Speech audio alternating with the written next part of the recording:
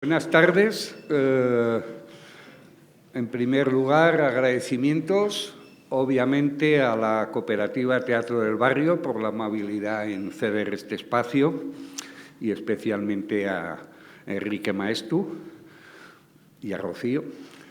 Luego también a Ricardo Mena e Ignacio Cartón, que son los autores del documental, que creo que también han venido, pero bueno, también es de agradecer si finalmente han venido. También a Mauro Entrialgo, gran amigo de Santi Ochoa, y que es el dibujante de cómics del protagonista Herminio Bolaextra,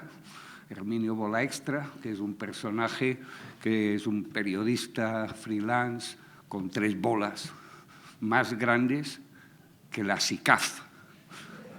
Las sociedades de inversión de capital, pues tiene 3 huevos más grandes. Es un gran amigo de Santi Ochoa y aparece en el vídeo y por tanto también es de agradecer. Y por supuesto a Macu Vicente, la inseparable compañera de Santi, y a todas las amistades, público curioso, sin duda, en general, público curioso que quiere saber quién coño es Santi Ochoa.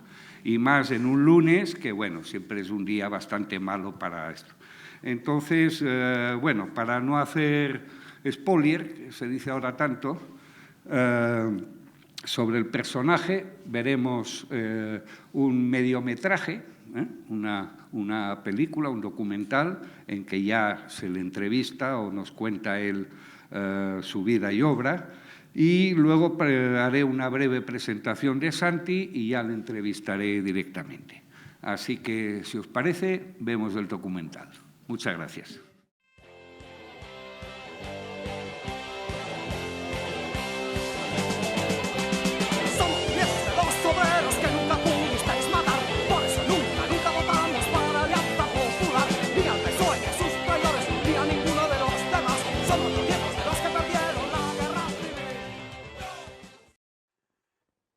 Me llamo Santi Ochoa. Nací en el 47, época de la posguerra, a la vez que el nacimiento de la India. Es lo que tengo en común con ese país, que nacimos el mismo año. O sea, soy un hijo de la miseria espiritual y económica de esos años. Pero bueno, hemos sobrevivido como todo el mundo. He vivido en el barrio de Salamanca, zona nacional. Y bueno, pues me emancipé a los 23 años, yo creo, por ahí. Al año siguiente de acabar la carrera, entonces era asombroso. En el año 73, sí, 73 que me casé, o el 72 que empecé a trabajar, yo acabé la carrera. Escribí una carta al colegio, inmediatamente me contestaron diciendo: ¿tiene usted esta empresa para poder? Ya había letreritos, empezaban a poner letreritos en las puertas de la obra y decía: se necesita peonaje, se necesita gente. O sea, trabajabas de inmediato, ¿no? Lo que me pagaban me permitía, con la sexta o la séptima, ganaba 40.000 pelas, y por 7.000 pelas tenía este piso. O sea, 7.000 pelas era la quinta, la cuarta, la quinta o la sexta parte del sueldo. Podías emanciparte tú solo con la quinta parte del sueldo y trabajar de inmediato. Bueno, con Franco vivíamos mejor en términos económicos. Recibí una carta como en el 83, 84 de un tío de Madrid que tenía un programa de música punk, que debía ser Santi, o sea que era Santi, y que quería que le mandase unos cuantos. Entonces le mandé unos cuantos ejemplares del Punk Comics y nos empezamos a cartear y a enviarnos información de distinto tipo. En 1984, una vez fui con un amigo, con Coco Rico, un escultor, a Madrid, y quedé con Santi para conocernos y para que nos diera unas fotos de una ocupación que había habido en la calle Amparo, unas fotos hechas por un amigo suyo que quería que se las expusiéramos en Vitoria, en la tienda de Kini, en Crash Comics. Y entonces ya quedamos con él y creíamos que simplemente nos iba a pasar las fotos y que esa iba a ser toda la juerga, pero que va, llegamos allí y nada, nos pareció sorprendente su personalidad y ya Yo creo que a partir de ese viaje, todos los demás viajes ya fuimos directamente a su casa. Pues con la fotografía tuve mi primer amigo así, o sea, cuando ya empecé a salir de pareja era fotógrafo profesional. Y yo jamás le quise coger a hacer una foto ni nada, ¿no? O sea, tenía siempre una cierta distancia. Pero cuando ya empecé ya las cosas políticas, sociales en el barrio y eso, que nunca había, me compré una cámara y para lo único que me compraba la cámara para hacer fotos que salieran en portadas de los periódicos. Lo hacíamos para fotografiar las manis y eso, y coloqué varias además. Yo empecé con la foto de los pobres empezando el siglo nuevo, el año 2000, que acababan de salir hace pocos meses las cámaras digitales, que cambió el panorama por completo. Porque, o sea, ir con una reflex, vamos, a mí nunca, jamás he llevado una cámara colgada al cuello. Yo siempre cuando usaba la cámara llevaba una bolsa de plástico del supermercado. Que era la forma más desapercibida de pasar de fotógrafo.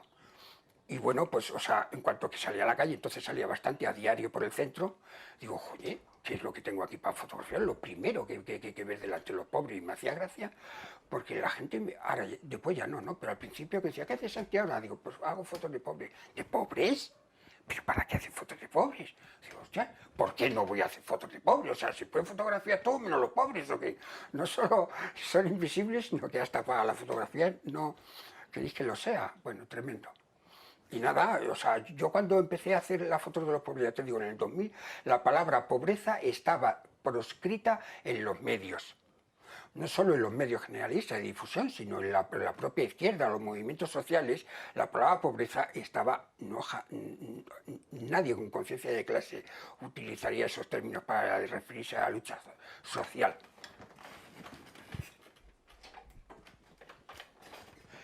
Yo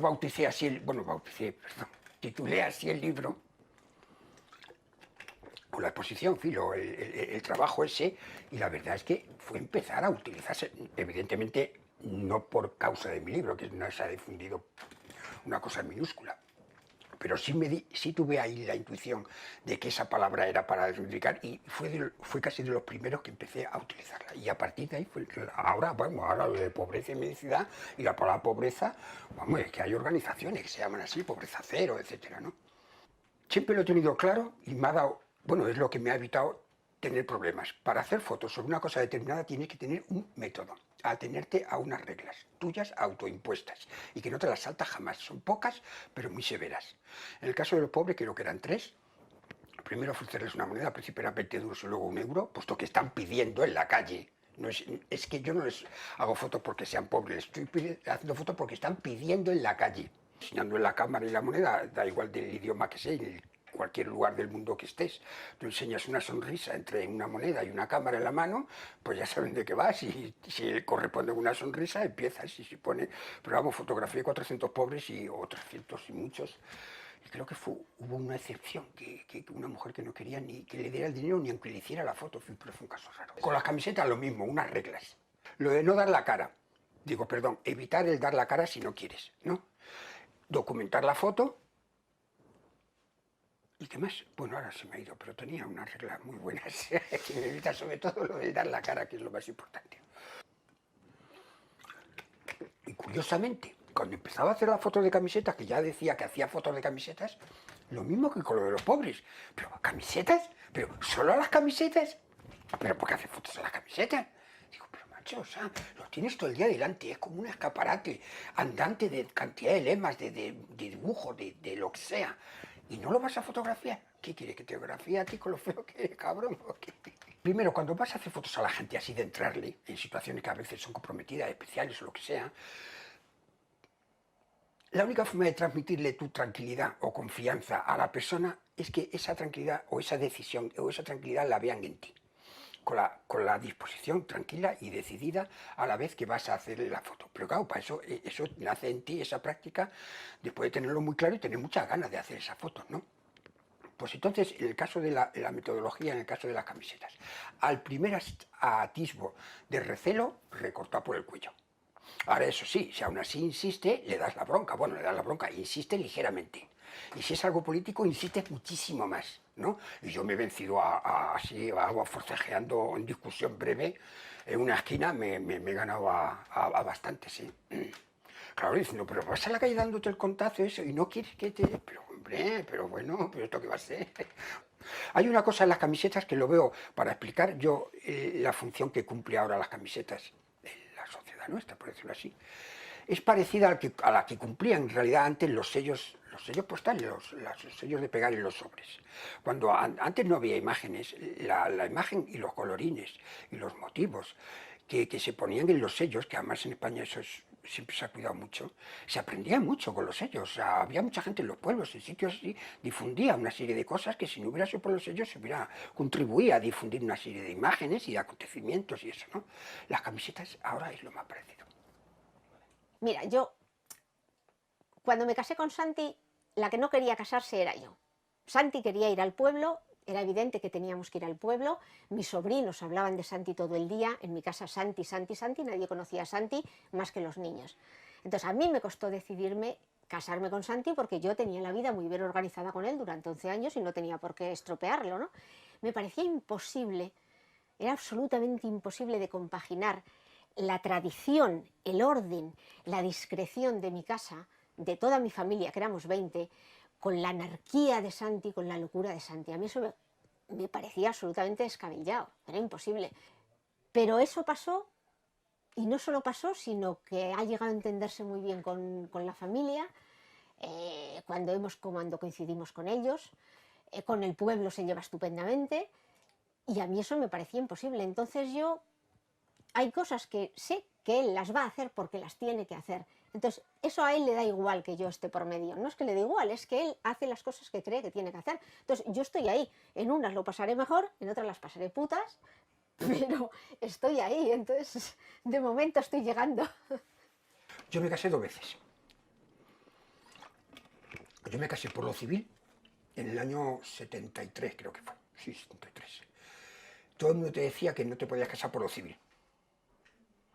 Todo el mundo te decía que no, porque yo no conocía a nadie que se casaba por lo civil. Me decía, pero ¿se puede uno casar por lo civil? Bueno, mi padre era abogado y yo tenía cierta curiosidad y me enteré, sin consultárselo con él ni nada, que por una ley de Fraga del 64 te podías casar por lo civil. Pero nunca, no tenía jamás referencia. Y además todo el mundo te diciendo, pero eso es muy difícil, eso no lo vas a poder hacer tú. Resulta que luego me di cuenta que lo que era difícil era poner un bar, una mercería, pero vamos, que casi por decir, eran 3 documentos que te salían casi gratis y ya está. Unas semanas lo hacías.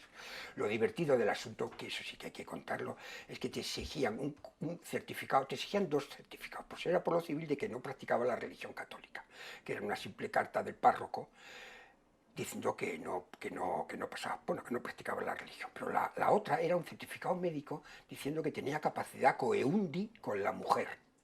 Coeundi es capacidad de penetración, o sea que, bueno, capacidad de penetración con la mujer. Y claro, es la hostia, porque el médico, como me decía, que tenía unos amigos en esos años, ¿no? Y me decía, bueno, pero ¿yo qué puedo certificar? Que te ponga, entras con la enfermera o con tu mujer, echáis un polvo delante de mí, y bueno, pues sí, este hombre con esta mujer en mi despacho sí tuvo capacidad coeundir, pero yo qué sé si luego te casas con otra y no coeundas lo suficiente, o sea, son cosas como en realidad, bueno, pero bueno, es el chiste del asunto. El matrimonio, lo peor del matrimonio, que lo admiten hasta los propios católicos, es que tiene que ser una decisión libre. Y entonces, en ejercicio de esa libertad, me quiero casar este verano con una perra.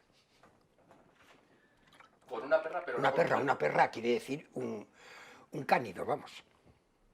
Y que es que la quiero con locura, es que es muy guapa. Se llama Luna, guapa. Y nada, pues es que es una perra de esas de la 11, que la educaron para eso. Y bueno, es un soldo. ¿Qué voy a decir de ella? Sobran las palabras. Nada, pues entonces evidentemente ya sé cuál es mi marcha de Mendelssohn de la boda, ya seríamos, ya sabía, estaba por anticipado ya decidido, Rock and Roll Animals. La última idea que tiene, aparte de casarse con la perra y que nos vamos a divorciar, que me enteré en un bar hace pocos días, pues es que en mi pueblo, por ejemplo, con lo de ahora ahora estamos muy ateos, está muy ateo, pues entonces lo último es que va a parar la misa en mi pueblo. Entonces va a llegar un día, un domingo, y va al fondo de la iglesia y va a decir, con eso no estoy de acuerdo, José. Cuando ellos estaban haciendo el programa de radio es cuando les conocimos. Y yo recuerdo, igual fue incluso la primera vez que les vimos, porque es que nada más conocerles ya estábamos liados en un montón de cosas, que llegamos a grabar incluso una cuña para el programa, que había que decir distintos nombres de los grupos que iban a salir en el programa. Porque me acuerdo que, no sé si era Santi el que quería siempre decir me cago en Dios, el grupo MCD. Entonces todos decíamos, con grupos como Escorbuto, no sé quién, Cicatriz, y él siempre decía me cago en Dios. Era lo que más le apetecía decir. O sea, el matrimonio es un contrato, un acuerdo mutuo, en la que uno al otro se promete, si es religioso o no, se promete fidelidad, respeto, ayuda, en fin, no sé, una serie por los términos así, ¿no? Bien, pero es que eso entre las personas no debería por qué firmarse, está basado en la confianza, y si hay confianza, sobra las firmas, ¿no? Claro. Y entonces, en lo que sí que se necesita ese compromiso es a la hora de adoptar, de tener un animal, adoptar, porque no es tener, los perros no son de nadie, ¿no? O los animales no son de nadie. Y entonces a un perro, un gato, un animal doméstico, un pájaro, cualquier cosa, no puedes por una coyuntura tuya de cambio de vida, o porque te has aburrido de él, o porque te ha mordido un tobillo un día, o porque, yo qué sé, por cualquier razón, abandonarlo. En los animales no existe divorcio. Sí que estaría justificado que a los animales, cuando tú cogieras un animal, te exigiera por ley, por una normativa, que te exigiera ayudarle, prestarle toda esa ayuda, tal.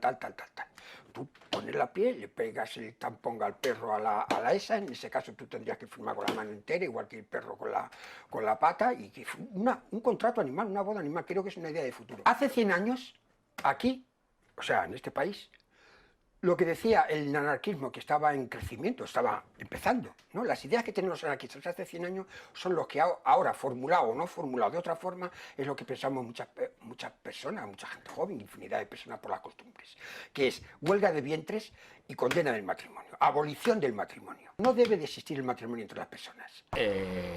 Con Santi y Maco he hecho muchísimas cosas conjuntamente. Pues la primera vez ya hicimos mogollón de proyectos juntos. Ellos habían hecho, por ejemplo, en el Rastro en Madrid pintaban siempre un mural donde estaba la bobia, y nosotros le preguntamos que cómo lo hacían, que a quién pedían permiso o cómo quedaban con alguien, y dijimos no, y ellos nos explicaron no, cogemos unas pinturas, decidimos el dibujo que vamos a hacer y nos lo podemos hacer con dos cojones sin pedir permiso a nadie. Nos pareció una idea fascinante y de hecho se la copiamos Cocu y yo, y estuvimos haciéndolo en Vitoria durante 6 meses. Pintamos 8 paredes al estilo Santi y Macu, de ir ahí y hacer lo que nos daba la gana. Nos dimos cuenta que si haces lo que te da la gana con firme decisión, la gente, muy poca gente te dice algo, ¿no? Y bueno, y a partir de eso, yo cada vez que he hecho algún mural en alguna ciudad en la que estuviera en Santi y Macu, lo he hecho con ellos. Santi y Macu han colaborado con el Temeo muchas veces. Hemos hecho muchísimas cosas juntos, vamos. En su momento me atrajo de Santi, pues que es que era la locura. Yo qué sé, era de... Yo vengo de un mundo de orden, de unos límites, y Santi es una persona sin límites de nada. No tiene límites ni de ideas, ni de capacidad para hacer cosas, ni de nada. Es un tío que está completamente maquinando todo el día y toda la noche. Porque por la noche, por ejemplo, se sueña ahora y está... ¡Socorro, socorro! O sea, no para ni por la noche. Está continuamente maquinando cosas. Lo de la María es que estoy casado con ella. Y debes de vivir con tu mujer, joder. No, un matrimonio no funciona así, te ves solo de vez en cuando, ¿no? Yo me casé con la marihuana antes de Franco. Yo creo que llegué a fumar antes de Franco. Y bueno, la mejor defensa que hago yo de mi mujer, o sea, de mi pareja, de María, es que creo que es es de las drogas que se puedan conocer, ¿no? Que puedas consumir, es la única que da hambre, lo cual debe tranquilizar muchísimo a las madres, sobre todo, ¿no? O a las familias de los que consuman algo. Y digo, pero vamos a ver, ¿cómo te puede preocupar algo que da hambre? Que es más, la gente se la toma incluso para comer más, o sea, por si está falta de apetito o algo así. Bueno, esa es una de las muchas virtudes que tiene. Yo empecé fumando con 14 años, solo tabaco negro. lo solapé empezando fumando porros y dejé de... No, pasé del negro al rubio, con el rubio empecé a solapar con los porros, luego ya me quedé solo con los porros y con los porros empecé a solapar con la María y ahora ya me he quedado ya solo con mi niña preferida, con María, que es la que más quiero. Y ya está, la María es necesaria. No, tomo alguna rayita de algo, pero muy... No. Aparte que de verdad lo estoy viendo que hablan más deprisa, más todavía, pero si yo estoy con ánimo de estar en una fiesta ya tarde con unos botellines, unos porritos, como todo el mundo y tal, a mí me entra una actividad y tengo un ímpetu que a mí el tomarme una rayita de espí o de farlopa, a mí no me aumenta mucho más, vamos. Aparte que esas drogas no me gustan mucho, porque un amigo enfarlopado, o sea, es un amigo que no te escucha, por supuesto. Pero espera, sobre las drogas quiero decir algo importante. Bueno, que considero importante. Algo que va al fondo de la cuestión. El tema de las drogas legales o ilegales. O sea, las drogas son buenas, malas, son legales o ilegales. Lo primero que hay que entender es que no son ilegales porque son malas, sino es al revés. ¿Eh? O sea, es la ilegalidad lo que las hace malas. ¿Eh? Bien, después, una droga estrella maldita, o sea, sobre lo que se ha cebado todo el asunto, la de la lucha contra las drogas, es la heroína. La heroína se descubrió, porque es una droga sintética, se descubrió con una semana de diferencia, o sea, en la misma semana que se descubrió que se sintetizó la aspirina. Lo hizo la Casa Bayer hace 100 años, hace 100 y poco años ha sido, ¿no? Bueno, pero es que eran drogas muy parecidas. Lo que dice Cotado en Historia de las Drogas es que se empezó a vender en una caja, como una caja de cerillas, que lo empujabas y salía aspirin, y lo empujabas por la otra y salía heroin. Y se lo tomaban a la vez, bueno, un caso para otro. Durante la ley seca lo que se estuvo criminalizado fue el alcohol. Y en Nueva York durante 25, 32 años, en fin, no sé las fechas exactas, pero fueron los años primero 900, 910, 920, hasta el 30 y tantos, no sé, bueno, aparte de las fechas, décadas. Se estuvo vendiendo heroína legalmente en las farmacias prescritas por los médicos. En Nueva York se vendieron toneladas al año. Los médicos la consumían, no digo que lo consumían todo, pero vamos, había una adicción a la heroína dentro de la clase médica. No produjo ningún muerto. No hubo muertos con eso. Y era droga pura. O sea, los médicos no utilizaban, no la cortaban. Es más, eso se puede ver en España. En España hay frascos de jarabes de esa época en España, porque todo lo de América llegaba aquí, a Europa naturalmente, que decían jarabes para la tos y para resaltar la bondad y la eficacia del jarabe ponía heroinado y se lo daban a los bebés. Bueno, lo que han cambiado las cosas, ¿no? Estar a favor de las drogas es estar a favor de la libertad. Eso por supuesto. Pero también es estar a favor de la responsabilidad. O sea, tienes que ser libre de tomarlas y tienes que ser responsable de tomarlas. Que no puede ir, es las dos caras de la misma moneda. O sea, no vale decir que soy un maldito yonki, que no me puedo quitar porque no tengo voluntad y estoy lleno de costras y quiero un piso. No. O sea, yo estoy de principio en contra de las madres contra la droga. No, pero ideológicamente, digamos. O sea, puedo tener una discusión con ella muy en serio con esa cuestión. Es una prolongación del sistema. Lo de las madres contra la droga es una prolongación del sistema. La violencia es el origen de todo. La violencia es necesaria. Me voy a explicar un poco más. Voy a hacer una breve apología de la violencia. No de la violencia política, sino de la violencia en general. Nosotros somos, todo lo que hay en el mundo es el nacimiento de la mayor violencia de todas, de la mayor violencia posible, que es el Big Bang, ¿no? Todo se creó a partir de ahí. O sea, hemos nacido de forma violenta. Y eso es indiscutible. Bueno, eso como la existencia del universo. La Tierra. ¿Por qué existe la Tierra? Por el gran pedo que soltó el Sol, que soltó otra cosa, la hostia de violenta, que fue como nos formamos como el planeta Tierra. Todo muy violento, además. Después, nosotros como seres humanos, o como mamíferos, por ejemplo, ¿por qué existimos aquí como mamíferos desarrollados? Pues porque pegó un pedo en el Yucatán, que se jodieron todos los dinosaurios Si no, una mierda, íbamos a estar aquí los mamíferos viviendo y disfrutando este poderío que tenemos. O sea, somos producto de que le han palmado a otros antes que nosotros para poder, quítate tú para ponerme yo. Cualquier evolución, el mundo mejora, bueno, el mundo evoluciona. Y la evolución significa, es un germen de violencia, inevitablemente, porque todo lo que aparece como nuevo desplaza lo anterior. Y lo anterior nunca le gusta ser desplazado. Y si son cosas de intereses humanas o biológicas, una planta, un animal, se resiste a ser desplazado y es la fuerza de la otra lo que lo hace aparecer. Pero bueno, a ver, no me distraigo más. O sea, estábamos diciendo de que como el universo, la Tierra, nosotros como personas, vamos a referirnos a nosotros, por ejemplo, como hechos políticos de aquí, que en España ahora, por ejemplo. Nosotros somos producto de un régimen de los más violentos y dictatoriales.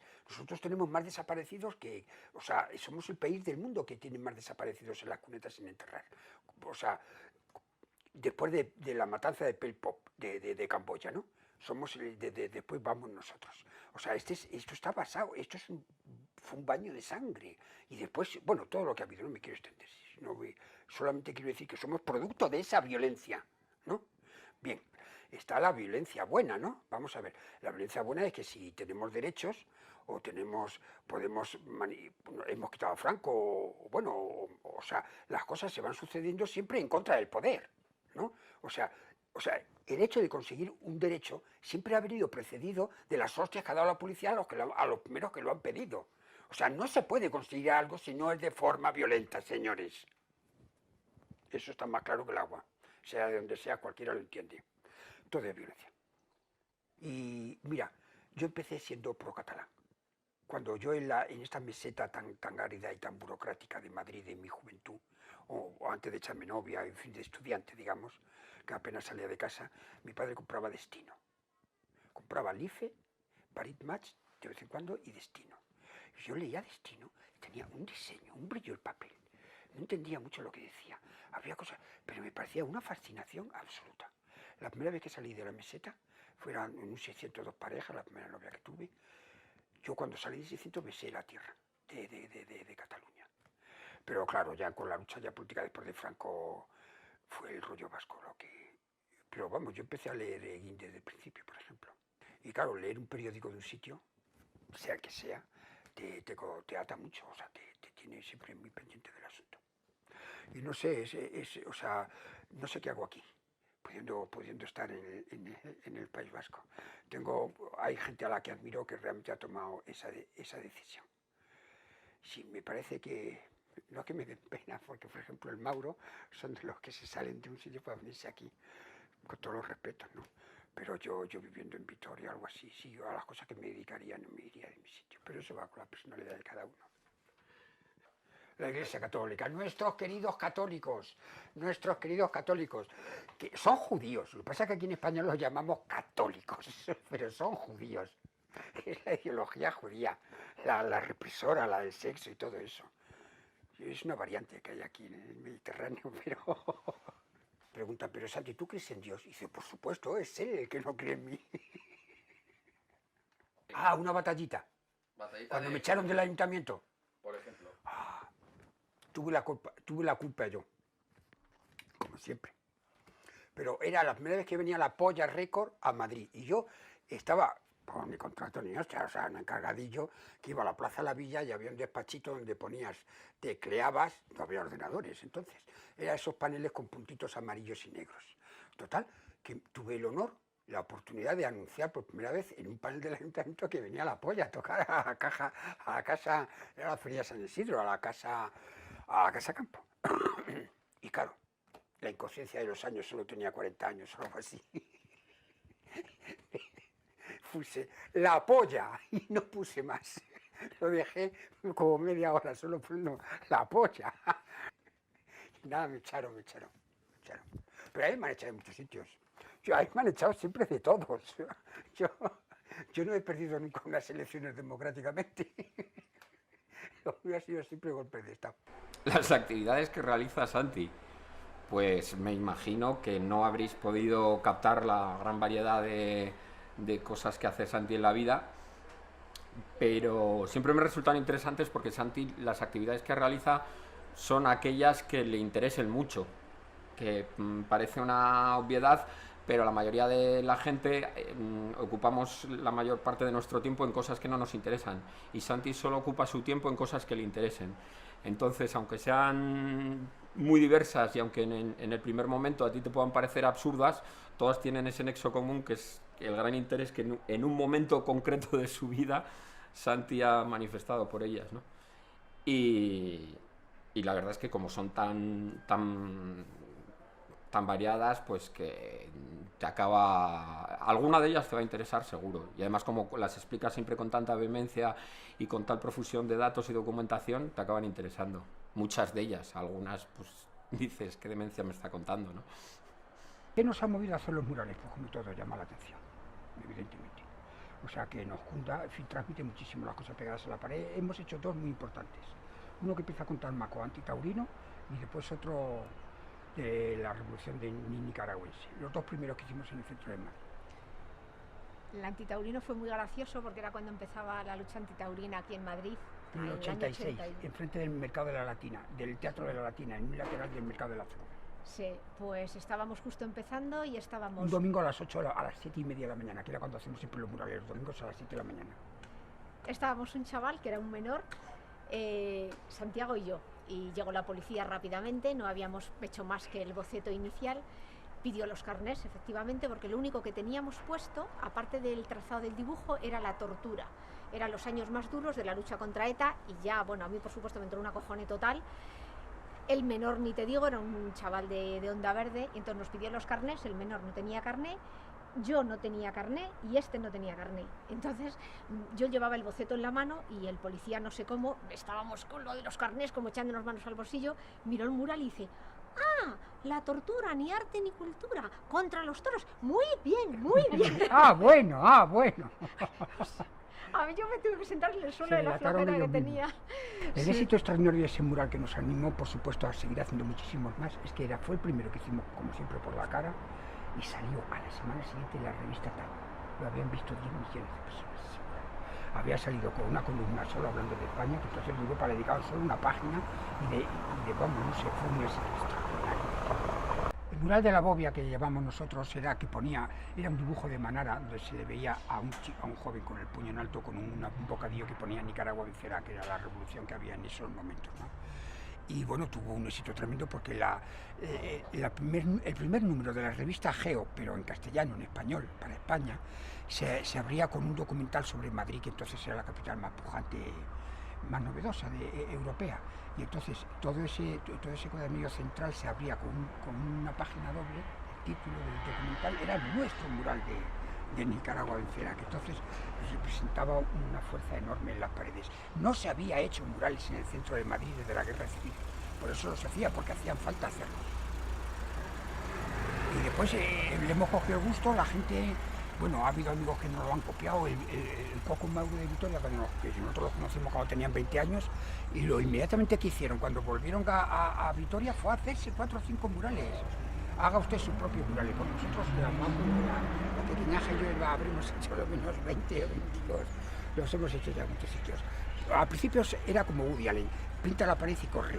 Era simplemente que nos dejara, pero luego al final suspirábamos porque nos dieran unos duros, que éramos unos muertos de hambre. El programa se gestó el día del entierro de Tierno, tomando cañas en Cibele con Alberto Cruz, el corresponsal de Ley entonces en Madrid, que estaba en la emisora. Y entonces propusimos hacer ese programa que se llamaba Contra la Pared, programa punk, hardcore y ska, era un programa musical que duró de enero de 1986 a finales de 1987, creo. Lo hacíamos el equipo Macu y yo era el hombre de la sombra, digamos, el equipo técnico.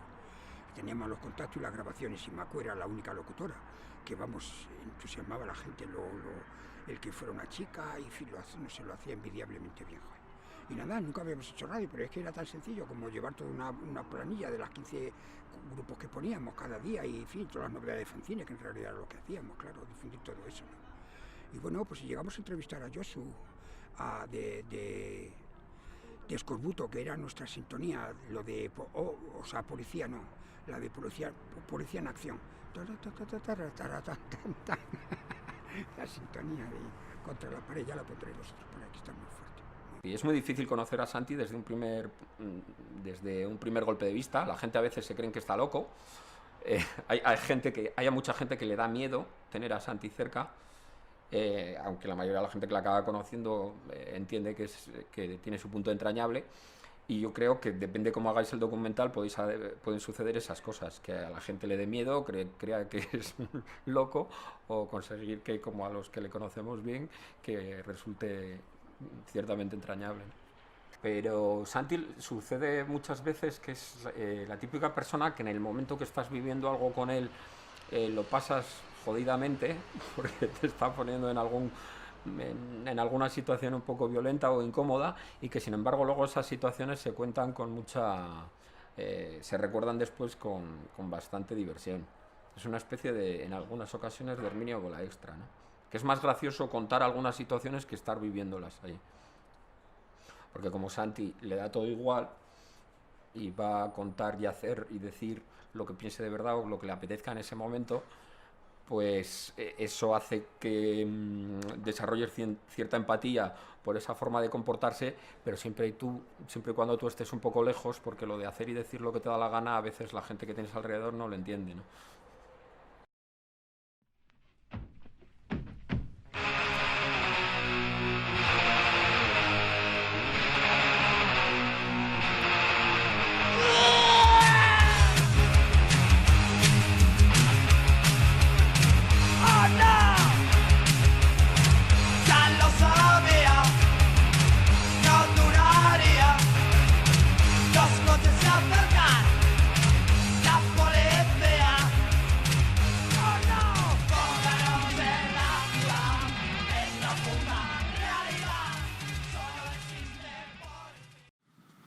Bueno.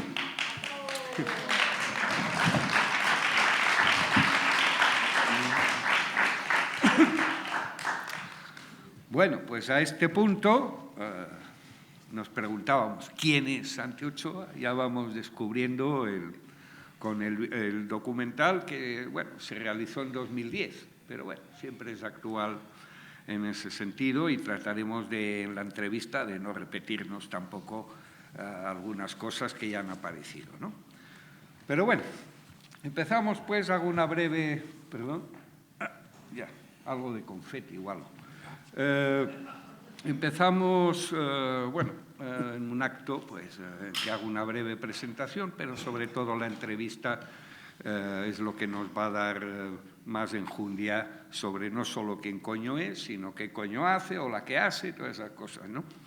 Entonces, de entrada, tranquilidad, no es un acto electoral, no pediremos el voto, no pedirás el voto para nadie, ¿no? No. Santi no es así el ciudadano Kane, no es un ejemplo de ciudadano de orden. Yo creo que ya hemos atisbado que es un poco problemático, ¿no? Podríamos decir incluso que es un antipatriota, con perdón. No, sin perdón. Sin perdón de Dios. Bueno, es un antipatriota, un asustaviejas, un masturbado mental, diría yo, incluso. Hemos visto que se ha casado 3 veces, además, con la María, con la perra, con Macu, etc. Un transgresor. Aparentemente es un tipo odioso, odia al artista, aunque ama el arte, ¿no? Si no me equivoco, amas el arte, bien. Yo odio a los artistas. Odias a los artistas. Su aspecto punk o punk, porque, bueno, aspecto, la cresta la lleva por dentro, doy fe. Su aspecto punk da miedo y recelo a quien no lo conoce, ya que a Santi le gusta pues, la provocación, la disrupción, el escarnio, el shock, yo qué sé, passepartout, bueno, muchas cosas. Y, por tanto, es un performer que se anticipó a sus tiempos, un postmoderno, practica la acción directa. No solo participa en la acción colectiva, sino que él mismo es acción, Santi in acción. Y, por tanto, un performer, ya sea en tiempos grises, en tiempos aburridos, en tiempos tediosos, en tiempos de crisis, y en ese sentido siempre en función del contexto vital. Es un agitador, con todas las palabras, un agitador con mayúsculas, Y, por tanto, un agitador en los tiempos, si le damos entidad, pues es un agente de cambio social. Un agente de cambio social porque no es que marque moda, sino que imprime moda en ese sentido. Y yo incluso ese poder agencial de agente de cambio social diría que es hasta un emprendedor. La puede emprender a hostias, puede emprender un contenedor, un emprendedor. Donde va la aprende. Y, bueno, Cretino, Temeo, Gallina Vasca son algunas de las publicaciones en que él ha participado con cómics, historietas, etc. Y sin otras salir muchas. del underground. Paté de Marrano. Que digo que sin salir del underground. Sin salir del underground. O sea, sin cruzar líneas. Bueno, también ha participado en cine, en Espejos en la niebla, con Basilio Martín Patino, al cual también conoció y compartió sobre todo sus últimos años, el cineasta Basilio Martín Patino, y también ha tenido participación en Madame Arthur, una película sobre transformismo en Barcelona, etc. Es incrédulo, ateo, aunque ha tenido sus experiencias cuasi religiosas y metafísicas también, como veremos, y luego comprometido con la cultura alternativa, ¿no? Es un cazador de camisetas, tiene un archivo de vivencias cazadas, que serían efímeras, de llevar un día, y él pues las capta, ¿no? En las manifestaciones, Santi pues se pierde, laberinta, zigzaguea, se infiltra, un infiltrado en las manifestaciones con el objetivo de cazar ese mensaje, esa pancarta individual, que es algo tan posmoderno como yo y mi pancarta, como es la camiseta, que no hablaremos de la parte, digamos, sociológica de la camiseta, porque tiene también su enjundia, si da tiempo, si entraremos en ello, ¿no? Con lo cual, presentar al impresentable Santi Caranchoa, pues es además de una contradicción. ¿Cómo voy a presentar a este señor? Dense cuenta que además de un reto, pues es algo contradictorio, ¿no? Pero voy a entrevistarle sin ataduras, a tumba abierta, que expulse así su inquina, su aliento y su extensa obra, si os parece. Bueno, entonces ahora nos preguntamos, ¿qué hace Santi Ochoa? Vamos a entrevistar. ¿Estás ya? Ven, dispara. Venga, dispara. Bueno, empecemos un poco por el principio, ¿no? ¿Cómo empezaste a preocuparte por la política o por la actividad social? Pues como tanta gente con 20 y pocos años, los primeros años de los años 70.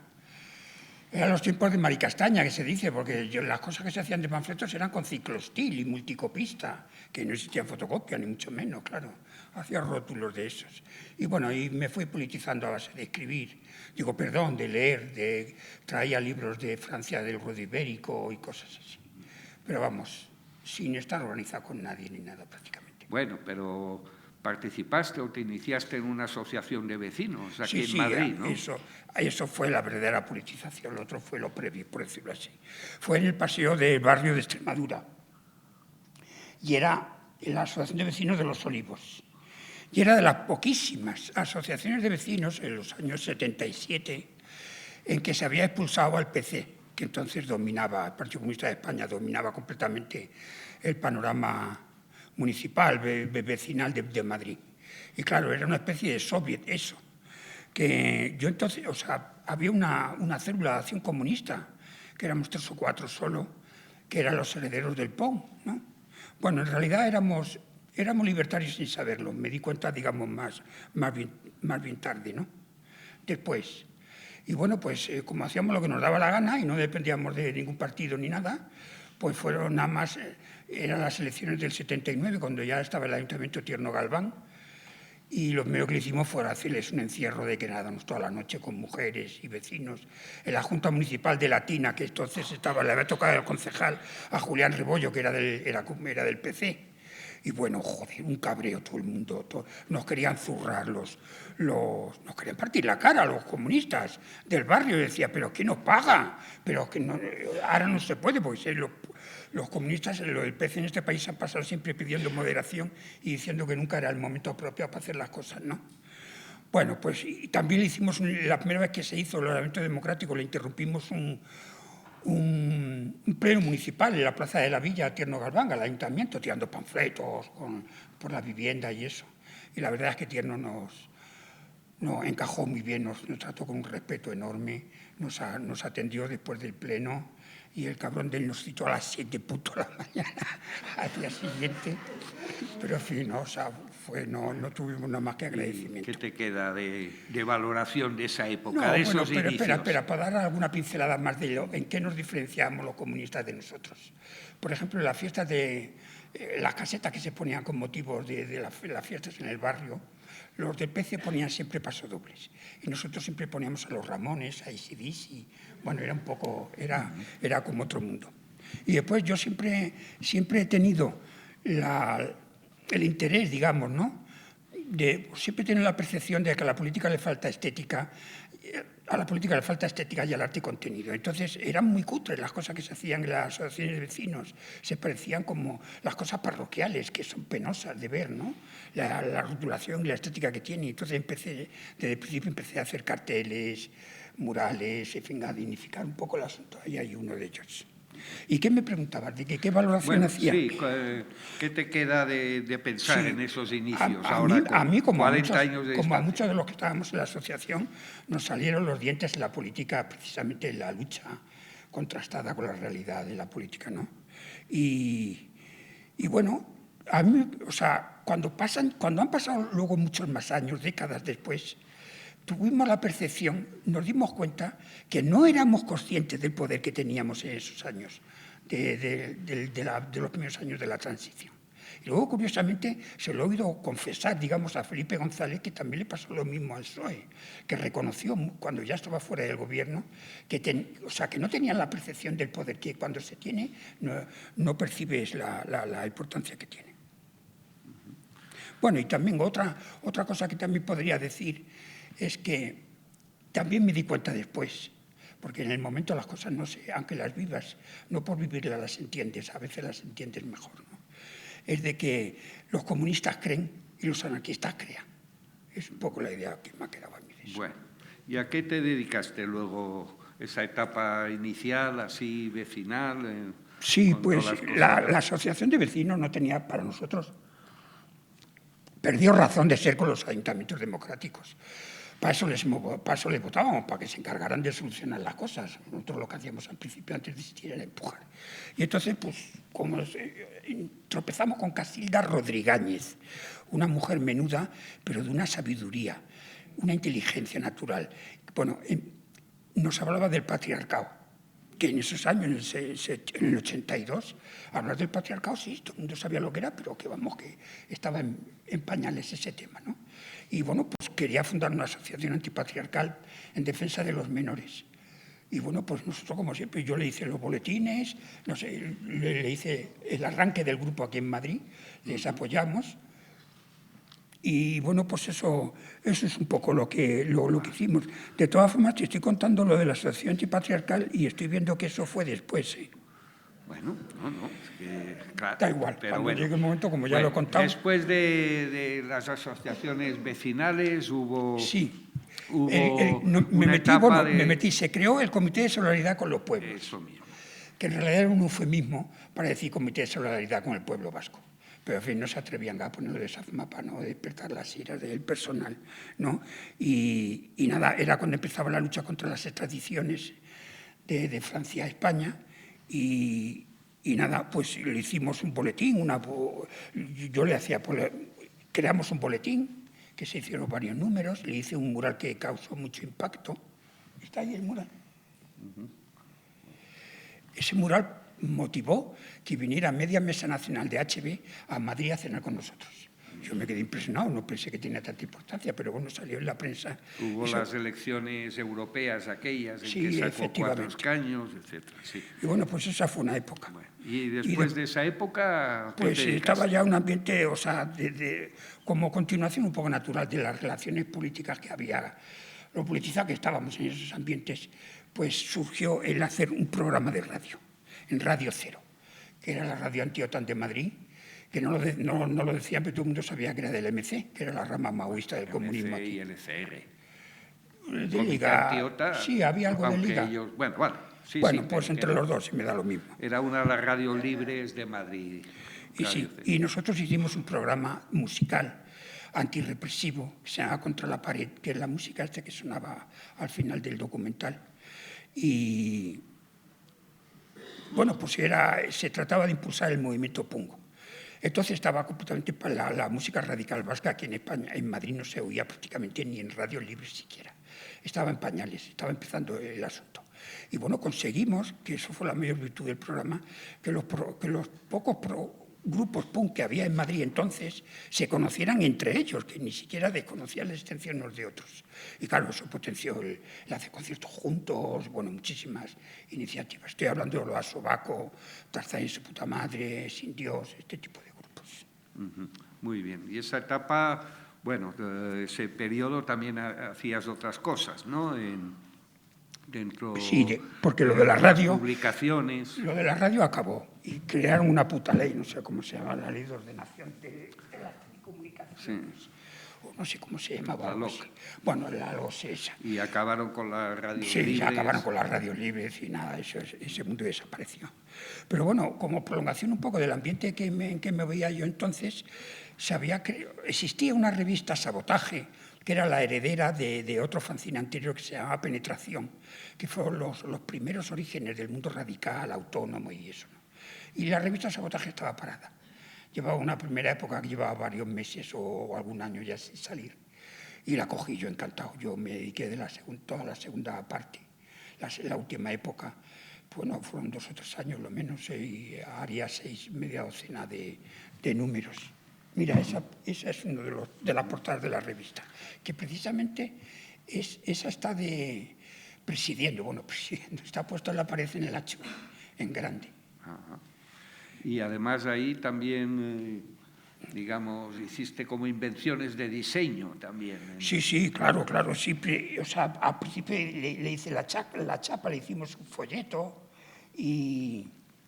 Pero bueno, voy a contar un poco también, sobre todo a la gente más joven, cómo funcionaban las cosas que en el año 86. Sí, más cerca. Eso, no existía internet, por supuesto, no existían DVD ni nada de eso. Se hacía todo con correo postal y casetes. Y el correo postal era que te escribías con los grupos de toda España, por ahí, de Barcelona o Bilbao, de País Vasco y Cataluña y eso, y te pagabas los gastos de lo que pidieras o algo así, y metías incluso una moneda de 1 libra, se llamaba, una moneda de 20 duros, o ahora como el equivalente a una moneda de euro. Se metía en el sobre, sin más, y funcionaba perfectamente. Y los casetes daban muchísimo de sí, de grabar las cosas, sobregrabarlas. O sea, era todo muy sencillo, pero muy efectivo. Un gran defensor del servicio de correos. Parece De que ellos estamos soy. ante el anticiudadano y luego nos sale con unos valores y Un fanático del correo. fanático de correos, tradicional. Bueno, espérate. Que Lo del grafismo de Sabotaje. Sí, es exacto. Bueno, sí. Una de las cosas que estoy orgulloso de ello es que, como recurso gráfico para hacer titulares de los artículos dentro de las páginas, se me ocurrió por necesidad. Yo lo escribía a toda máquina, una máquina de escribir en casa. Lo ampliaba a base de ampliaciones sucesivas, hacía las letras muy grandes y me servía de titulares. En fin, no tiene mayor importancia, pero es que eso increíblemente, a cabo de 2 años o algo así, se puso completamente de moda dentro del mundo publicitario, de los finales de los 80. O sea, fue una plaga lo que hubo, como fue una plaga cuando salió el logotipo de la Caixa, del rojo, azul y amarillo, todo el mundo quería el logotipo así, pues en la publicidad todo el mundo quería hacer los títulos con la máquina de escribir ampliada. Y después, como paralelo, como veía que tenía una mínima infraestructura, le hice las primeras grabaciones en casete, de los grupos punk, de Tarzán, de Olor, de Sin Dios, y se los hacíamos, los editábamos nosotros, era todo muy sencillo, muy precario, pero vamos, editábamos 500, 1000 casetes, y fueron las primeras grabaciones de esos grupos, las que le hice yo cuando estaba en Sabotaje. Bueno, muy bien. Bueno, el tema de la asociación antipatriarcal ya lo has comentado. Sí, yo espera, recuerdo que... la reunión antipatriarcal llegó a colaborar con nosotros y asistir a algunas reuniones García Calvo con su mujer. Claro, a nosotros nos dio una impresión. Isabel. Y sí, exacto, que era poeta, que es poeta. Y claro, nos dio una impresión nos dimos cuenta de nosotros mismos de la importancia, por lo visto, que tenía lo que estábamos haciendo. Y no por contar una anécdota, Isabel y García Calvo se pusieron a discutir en una reunión en plan pareja, en plan de reproche, era una discusión amarga, que nos quedamos todos estupefactos. Y diciendo, joder, hasta los más genios sufren hasta las los miserias filósofos humanas. se atragantan de vez en cuando, ¿no? Que la cosa doméstica... Bueno, yo recuerdo cuando te conocí, aunque no formalmente, pero ya porque lo que es pararle en una manifestación y decir, ya, nos tenemos que conocer, eso ya fue hace 15 o 20 años, pero yo recuerdo las ocupaciones en Madrid, en las primeras, pues que entrabas y salías como entraba Vamos yo a coincidir en alguna de observador, sí, a coger panfletos y a ver todo ese experimento, ¿no? Me acuerdo Amparo, Arregui Aruej, Minuesa, Sí, Pacisa, fueron cinco. Argumosa, bueno, todas las que hubo, ¿no? Y entonces también conocías, ¿no? Y te implicaste o viviste esa etapa de ocupación Sí, de desde el los principio, 80. y en todas, hasta Minuesa, que fue el final de esa primera etapa.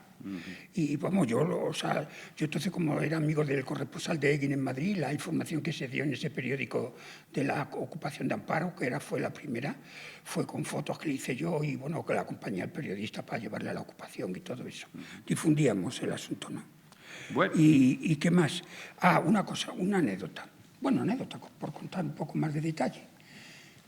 Al principio de las ocupaciones era gente muy joven y era desastroso. A mí me ponían de los nervios, porque es que ocupaban, barrían un poco, quitaban un poco las cosas y no se hacía nada. O sea, pasaba un día, pasaban varios días y que no sabían qué hacer con ello, ¿no? La primera sé que no se hacía nada, ¿no? Y claro, yo me propuse a la segunda ocupación, digo, mira, aquí nada más entrar, lo primero que tenemos que hacer es una exposición y un bar. Claro, joder, era tan sencillo como traerte carteles broncas de casa. Pues lo pegabas en la entrada, bueno, dentro, te cogías 4 o 5 cajas de cerveza, pues las ponías en una tabla, ya tenías bar y ya tenías un motivo para que la gente se enganchara para la visita, atenderlas y eso, ¿no? Bueno, costó un poco lo suyo. Pero bueno, ya el bar y los carteles es una anécdota sin importancia. Pero lo que sí que me impliqué más, y eso potenció el asunto, es que en la segunda ocupación, o la tercera, la de Arregui, que era en el puente de Vallecas, hice un boletín que se llamaba Ocupa y Ataca. Nada, era una hoja de estas de 4 doblada en fotocopias, en un par de hojas. Pero en una de las primeras, en el primer boletín, precisamente yo creo que la propia Mani que se fue en marcha a la ocupación, hice yo la foto y me di cuenta que me lo dijeron y lo redondeé con un redondel y una fecha diciendo, este es el fotógrafo del ABC. Joder, como si lo hubiera ¿Uno puesto... con barbas? Sí, un gordo con barbas. Una mala pinta que tenía el hijo puta. Sí, era un fotógrafo clásico. Salimos al día siguiente en el ABC. Sí. Era como si le hubiéramos puesto un objetivo de un fusil, ¿no? Bueno, vamos a pasar... Espera, que está el siguiente. Hice un dossier de ocupaciones que entonces era la novedad para todo el mundo. Archivo, sí. Y después en Minuesa, como era un sitio que tenía cierta historia local, porque era de imprenta de izquierdas, se había ocupado una cooperativa o algo así, le hice un dossier potente con muchas cosas. Bueno, vamos ahora, son 3 partes, ahora la segunda hemos visto la social, o más política, ahora más un poco la personal, su actividades de acción directa. Hay una que sorprende, el tema de prohibir o fumar en el metro. Sí. ¿no? Todo Tu hasta ahora campaña antifumador. Hasta ahora un ha casado sido- con la María, pero bueno, la María, la madera y variantes, ¿no? Pero cuenta. Hasta ahora ha sido un poco chapa lo que he dado, pero esto son cosas como más entretenidas de contar. Estaba fumado. En el metro ha estado siempre prohibido fumar. Lo ponían en un letrero en las puertas a entrar escupir. Bueno, sí. Pero durante muchísimos años se consideraba que donde únicamente se respetaba esa prohibición eran los propios vagones, pero que en los andenes y en los pasillos, no todo el mundo, claro, pero se fumaba, ¿no? Y entonces me propuse a erradicar eso. Y yo lo voy a hacer hasta que ya no quede ni uno. Y entonces le daba en el hombro y decía, oiga, lo hacía siempre en forma de pregunta, claro. Oiga, ¿sabía usted que no se puede fumar en el metro? Esto tiene una explicación porque, dicho así, es una impertinencia y una chulería y no tiene ningún sentido.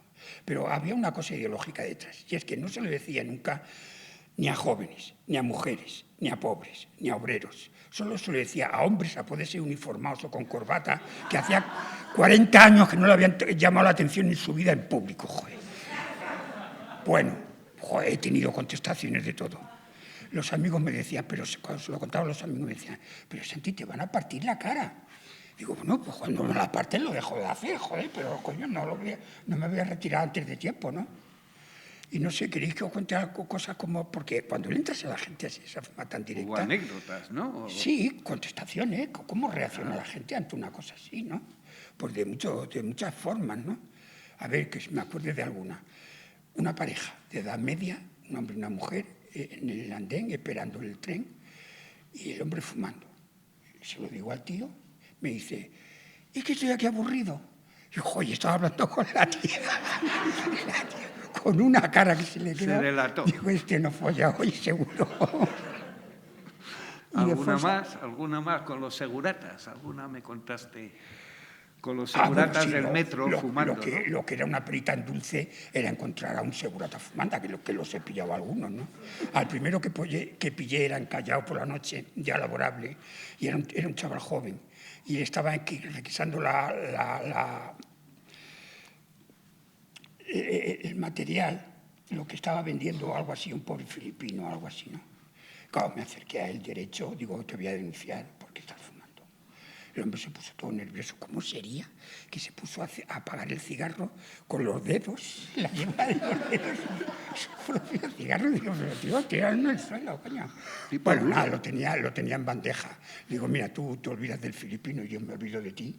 Y aquí pasa, y después Gloria, yo vio la puerta abierta de Le puta madre. amenazaste con ponerle una denuncia a él, ¿no? No, yo con... Es decir, él iba por el Top Manta, tú... No, algunos sí que y al final denunciaron, quedó... y haciéndole foto y todo eso. Ya. Después, una vez que fui a la Plaza de Castilla, a los juzgados, tenía que ir por una cosa. Ya había uno que se había anticipado, porque entonces se hacía. Prender el cigarrito antes de salir al exterior, cuando ya ibas en el pasillo. Y pillé a uno que iba todo vestido de negro, todo muy serio, con cartera. Le doy así por detrás y no me dejó ni acabar. Fue decírselo y me dijo, ¡ya está bien, joder, que me tenéis harto! ¡Que la hostia, joder! Bueno, acojonante. Yo apreté el culo, me fui despacito, pegado a la pared, digo, ahí te quedas. Pues yo no quería discutir con nadie, ¿no? Digo, una pinta de fiscal que debía ser, digo, al que pillo hoy en el juicio, lo machaca. Bueno, a Santi antes ya nos ha dado una pista que le han echado de algún sitio. Pues te han echado de varios sitios y esperemos... A mí, como decía... Yo creo que no le vamos a echar del Teatro del Barrio. Cuéntanos algunas de estas expulsiones que te han hecho. Ahí están los 9 sitios que me han echado, que salió un cómic que me lo hicieron los amigos, que a los 10, a los 15, a los 20, a los 40, bueno, cada 10 años o por ahí me han echado de algún sitio. Pero bueno, ahí no se puede leer porque está todo muy apretado. Voy a contar las 3 últimas veces que me han echado. Venga. Esta es la antitaurina, que sería, bueno, era la primera manifestación antitaurina que había en Madrid de carácter nacional. O sea, que venían de muchos sitios. Era en la calle Serrano un 18 de julio. Y habría la manifestación habría en forma militar una especie de OGE o de Boy Scout con banderas españolas y tocando en marcha como música militar. Tú fíjate cómo estaba el movimiento antitaurino en esa época. Yo iba con una cosa que tenía, que era una cabeza de torero, simulando la de un toro, que decía no sé qué, ejemplar de 56 kilos, córneo y muerto por no sé quién y tal.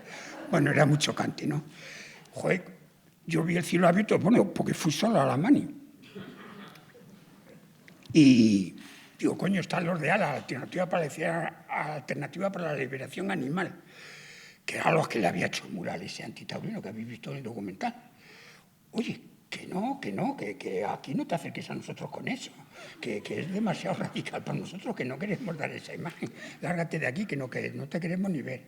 Bueno, pues nada, buscándome la vida con algún grupo por ahí. Bueno, todos me miraban con una cara con eso, que es que no me atrevía ya ni a preguntárselo. Al final acabé en el grupo de las ballenas de Brigitte Bardot, joder. Bueno, no está mal. Los únicos que me hicieron caso, joder. Y luego de una óptica. Esta es la segunda. Bueno, también es que me manda huevo, joder. Soy miope, pero de 3 dioptrías, una miopía normalita. Y me dicen delgado espinosa. Una gafa que me tenía que hacer, el tío me mide, las cosas habituales, y cuando ya se sienta con la bata blanca a rellenar la ficha, le digo, oiga, que tengo 3 en este ojo, quítele una, hombre. Déjenmela usted en 2. Por eso tenía idea entonces de que había que hacer trabajar un poco al ojo y eso. Joder, tío, se encajó. ¿Pero usted qué se ha creído? ¿Que yo he estudiado? ¿Pero usted se cree que esto es comprar cuarto y mitad de sardinas o qué? Pero no. Bueno, se empezó a cabrear, a sulfurar. Claro, yo ya me cabré, acabó insultando, me insultó, le insulté yo a él y ya me aplicó el consabido fuera y no vuelva usted más por esta última.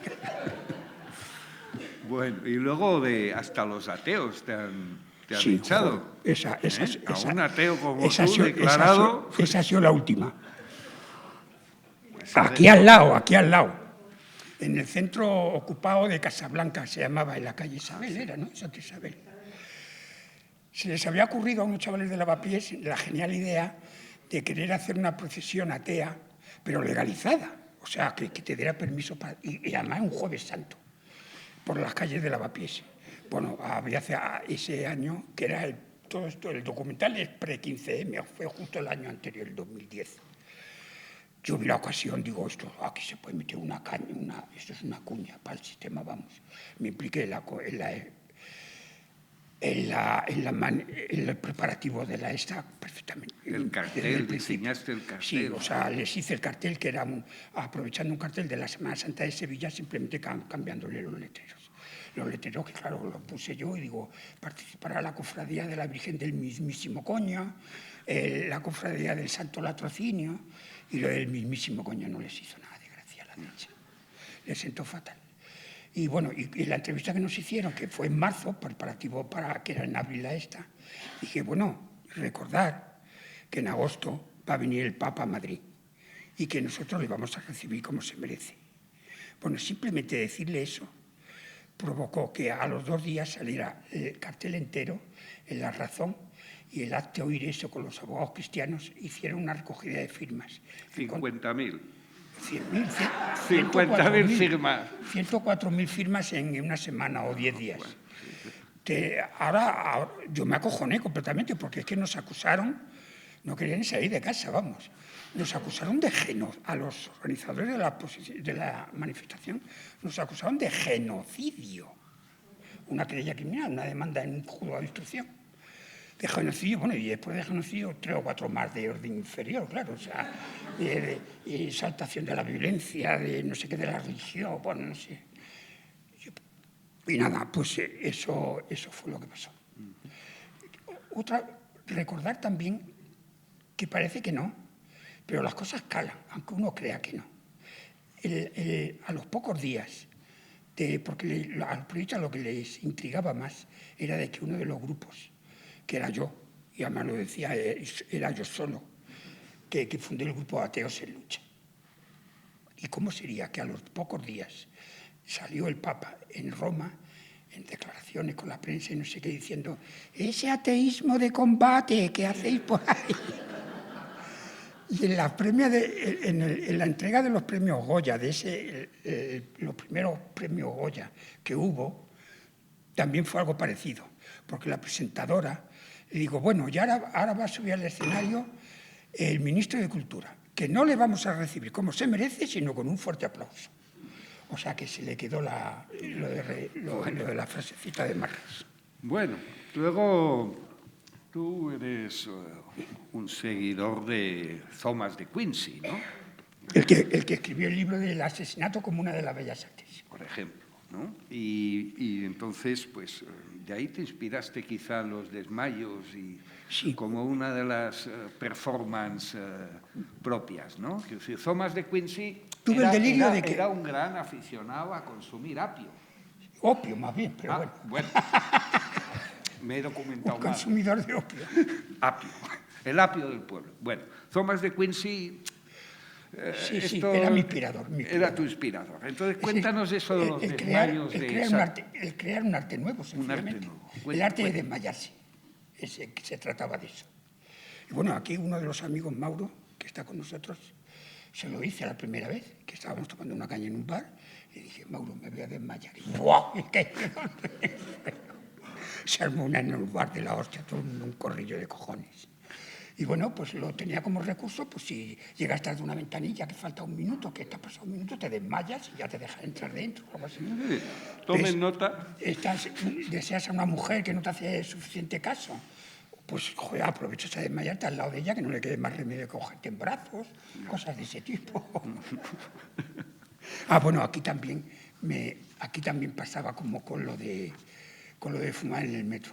Dice, Santi, estás abusando de esto. Te estás desmayando tan en broma, que un día te vas a desmayar de verdad y no te van a hacer caso.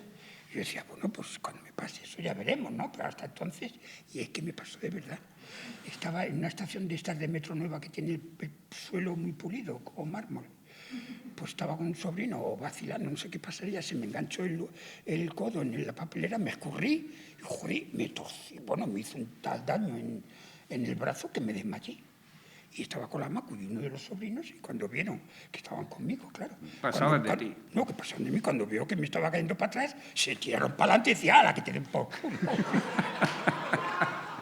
Y efectivamente... Lógico, es que todo tiene sus consecuencias. Caí desplomado, me di con la cabeza en el suelo, perdí el conocimiento, me quedé con los ojos en blanco.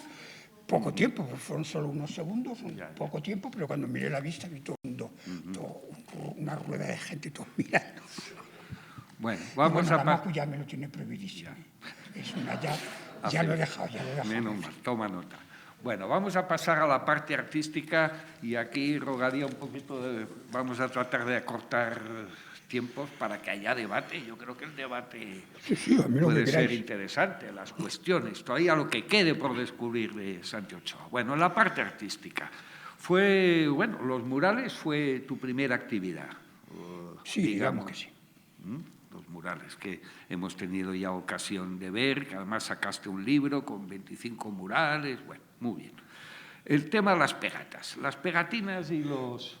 Espera, pero te explico un poco más de los murales. De los murales, venga, poquito, ¿sí? Sí, que vamos un poco más así ahorraba siempre he pensado que no tiene comparación posible la fuerza que tiene una cosa pintada en la pared de la calle.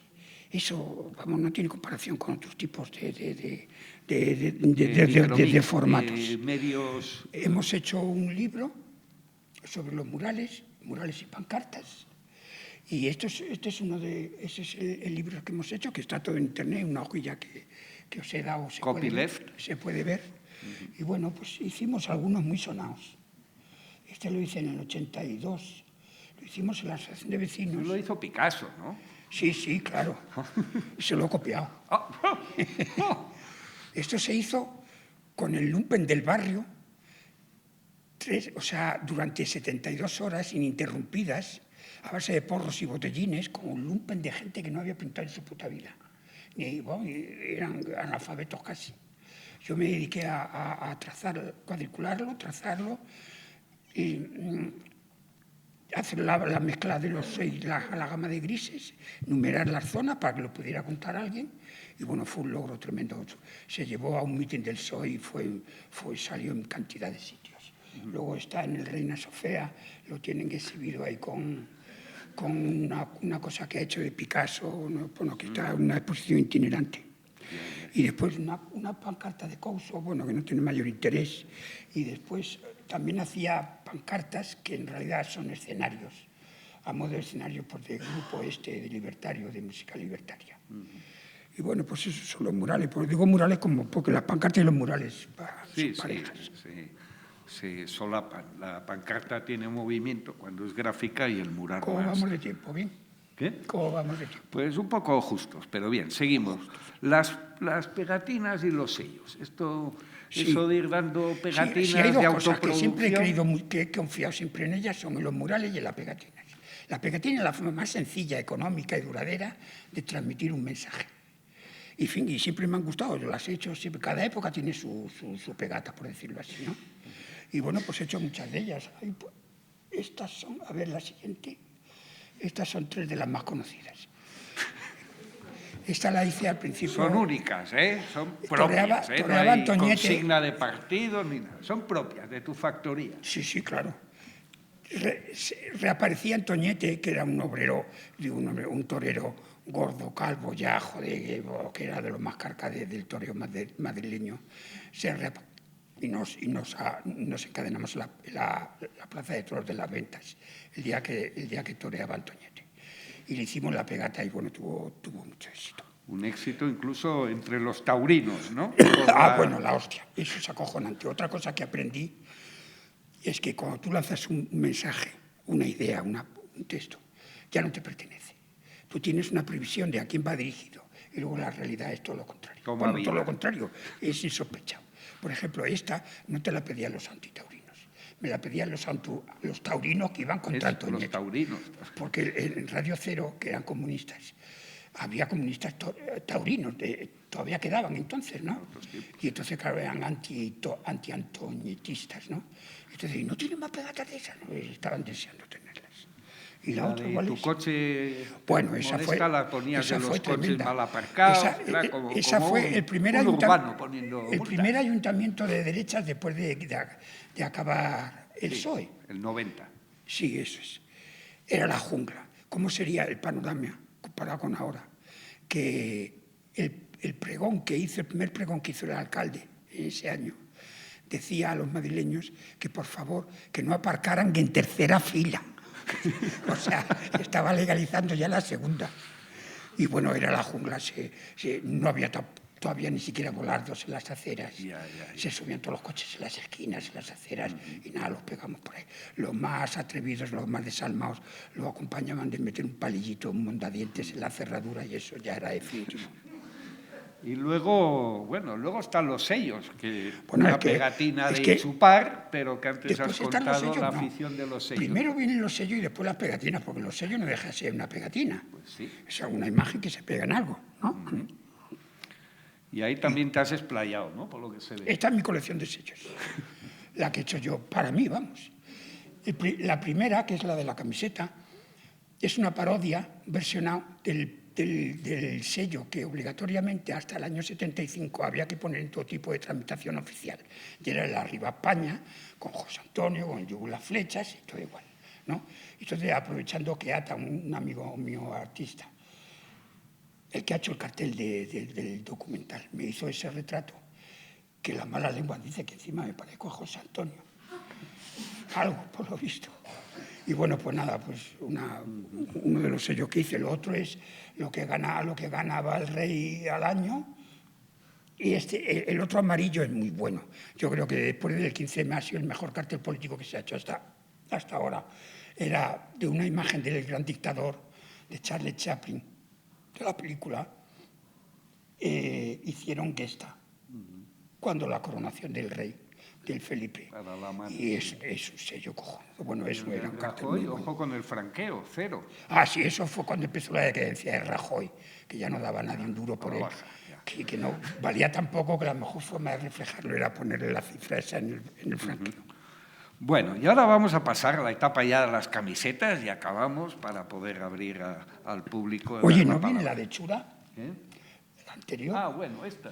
Sí, esta la quiero hacer en un mural de la aquí de una forma didáctica, incluso cuando vas al médico utilizas este lenguaje. La seguridad social siempre. Siempre la seguridad social. Médicos, especialistas. Un lenguaje muy claro, lejos de pedanterías y tecnicismos. A los médicos o enfermeras les encanta.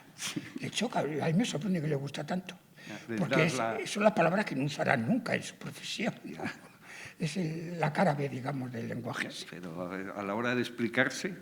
Bueno, entonces en el tema de las camisetas. Eres un cazador de camisetas. De caza Si urbana, alguien conocía caza algunos urbana. por aquí, también es por tu fijación por cazar, perseguir a la gente para hacer esa foto de ese mensaje individual de ese día.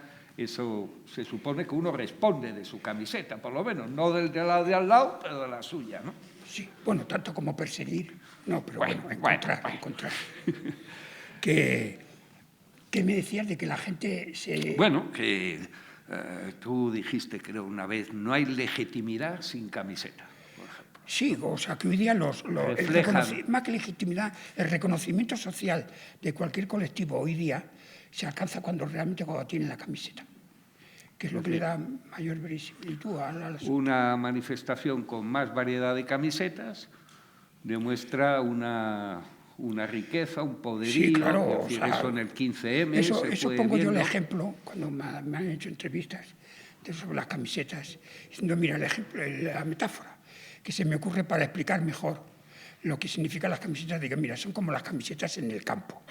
Cuando tú ves en el campo revoloteando muchas mariposas, que ahora ya no se ven tantas, pues significa diversidad, potencia, equilibrio ecológico, ¿no? Y en las manifestaciones pasa algo similar. Cuando se ven muchas camisetas hay una mayor articulación social, mayor presencia, en fin. Bueno, es un habría poco la una metáfora. excepción, que es las mareas, donde la camiseta cogió identidad colectiva. Sí, bueno, todo de un color, la verde, la amarilla, Me gusta la decir granate, la blanca. que en Lavapiés aprendí a hacer fotos de camisetas, en la tabacalera me licencié y en el 15M me doctoré. Bueno, Es que el 15M fue el despiporre y el reconocimiento ya una amplio y hemorragia de definitivo la satisfacción, camiseta. que se diría. Yo 1 o 2 años antes del 15M, cuando me hacían las primeras entrevistas que me hicieron, o cuando me comentaba la gente, le decía, cuando la revolución no se va a hacer ya con banderas, se va a hacer con camisetas. Pero claro, esto lo decía el 2009 o el 2010, y me decía, y este vejete, pero ¿qué revolución estará hablando? ¿De qué habla? ¿No? Y luego se ha visto confirmado mis palabras, Bien, afortunadamente. Bueno, antes de hablar de las camisetas es hablar de la fotografía, ¿no? Y me gusta hacer antes una introducción, bueno, una cosa previa, decir, no soy fotógrafo.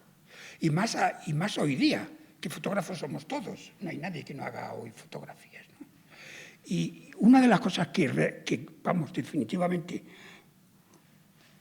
me aparta de los fotógrafos de verdad, por decirlo así, es que no soy propietario de mis fotos. Yo cuando las hago, las publico en los Flickr, en los sitios que tengo, y las borro de mi disco duro. O sea, la colección que tengo de 30.000 camisetas, cualquiera puede disponer de ellas exactamente igual que lo hago yo.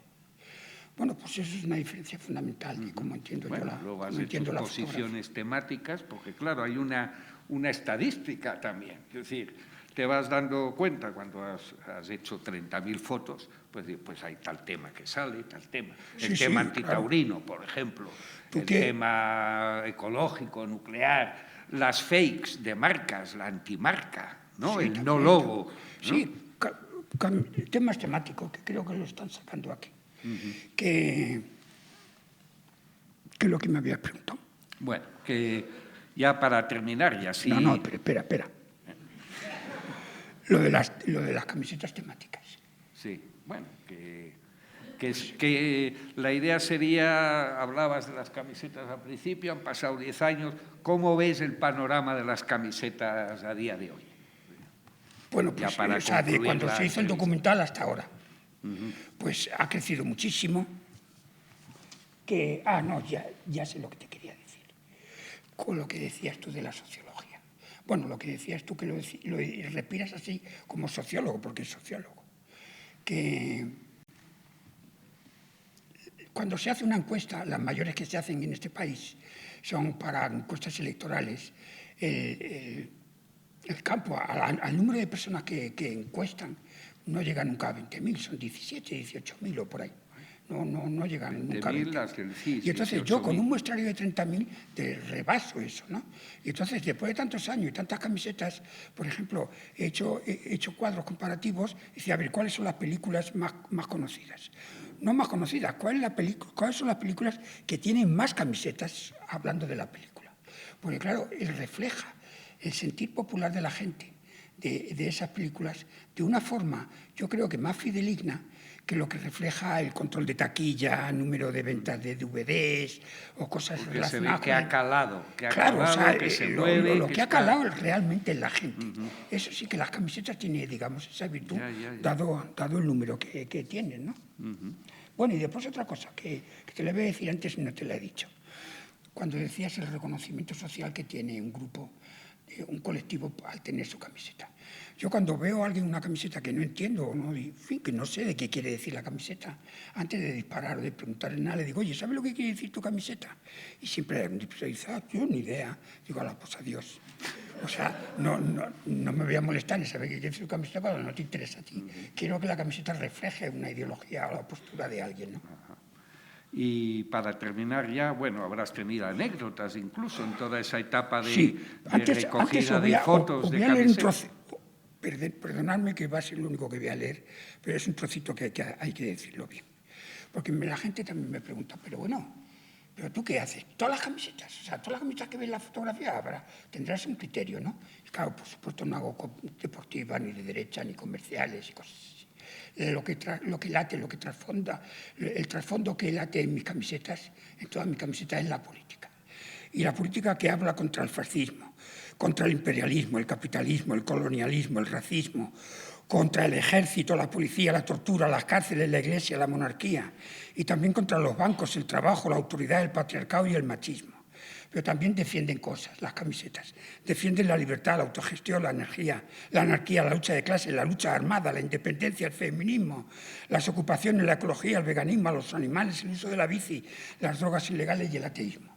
De todo eso hablamos. Muy plural, desde luego. ¿Eh? Que muy plural.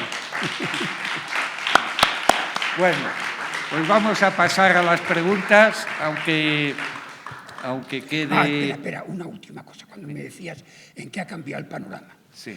Igual que antes me gustaba al principio decir el ejemplo de las mariposas, para el ejemplo que he puesto antes de las mariposas, ahora cuando me preguntan, dicen, mira, ahora pongo el ejemplo de la presa hidráulica, ¿no?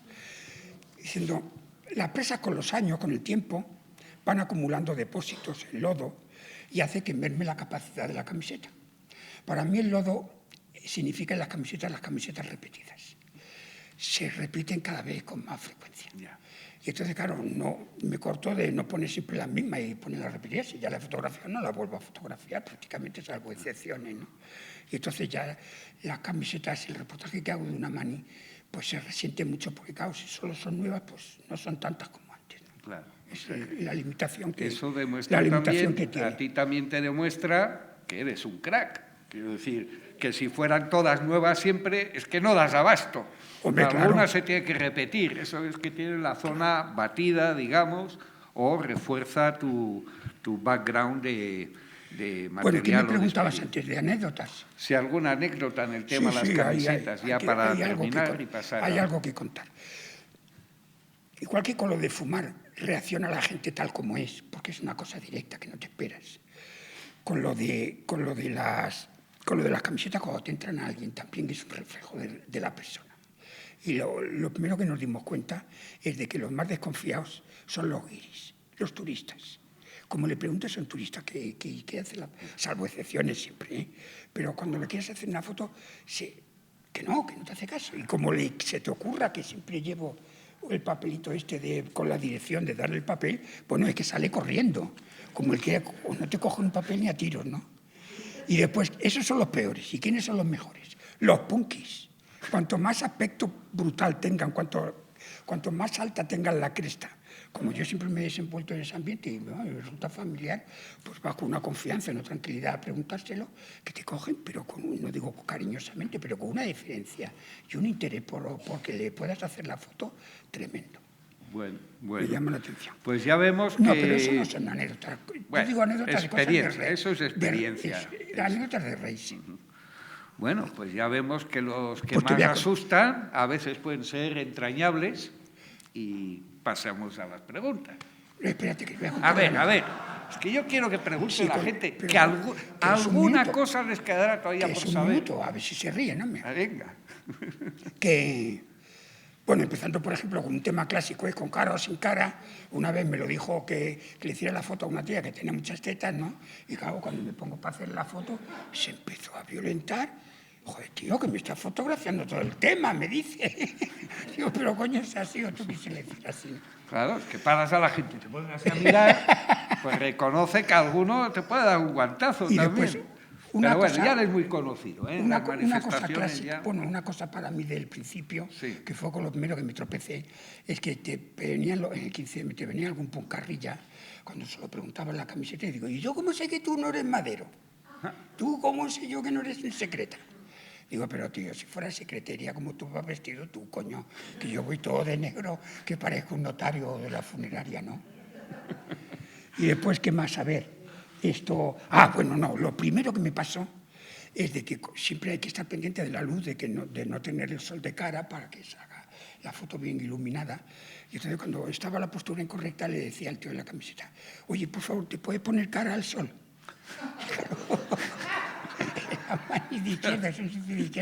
A la segunda vez ya me di cuenta que había que hacerlo. Eso no funciona. Que había que hacerlo de otra forma. Y después la última.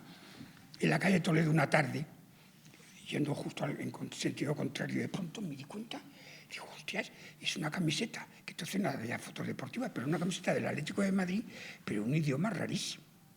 Y claro, le paré al tío, hablaba un poco chapurreaba español, ¿y esto de qué es? Y no, esto es en búlgaro, es que tenemos una peña en Bulgaria de aficionados al Atlético de Madrid. Digo, qué interesante, qué bien. Como estaba contra luz, digo, espera, ponte aquí en la pared, aquí contra la pared, que te la hago mejor. Y tío, fue a oír lo de contra la pared, se puso pálido y me dice, no será usted de Asuntos Exteriores, ¿no? Me quedé alucinado. Eso es... Bueno, pues ya hemos acabado. Muchas gracias, Santi.